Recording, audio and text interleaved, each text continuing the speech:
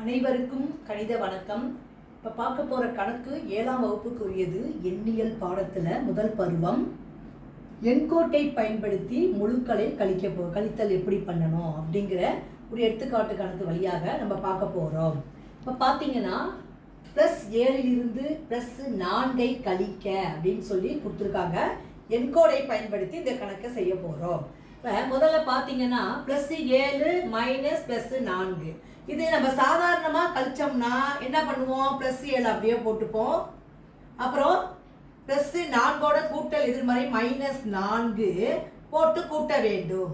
இப்போ வேறுபட்ட குறியீடுனா கழிக்கிறோம். 7ல் 4 போனால் 3 +3 இதான் ஆன்சர். இப்போ எண்கோடு வழியாக இந்த கணக்கை கழித்தல் எப்படி பண்ண போகிறோம்?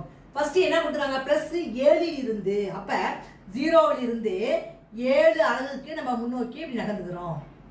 எத்தனை அலகுகள் எடுத்துக்கிறோம்? 7 +7 இப்போ போட்டாச்சு.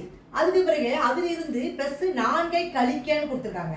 கழிக்க -4 அப்படின்னா குறைமுழுவை நோக்கி 4 அலகுகள் 7லேருந்து நகர்த்தணும். அப்போ குறைமுழுங்கிறது இப்படி இடது பக்கத்தில் இருக்குது. அப்போ 4 அலகுகள் நகர்த்திட்டே வரோம்.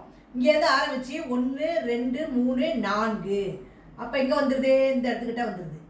என்ன செஞ்சுருக்கோம்? 4 அளவுகள் -4 அப்போ வரக்கூடிய விடை என்னது? +3. அப்போ ஆன்சர் வந்து இந்த கணக்குக்கு +3. இவ்வாறாக நம்ம எண்கோட்டை பயன்படுத்தி இந்த முழுக்களுடைய கழித்தலை செய்யலாம். புரிஞ்சுங்களா?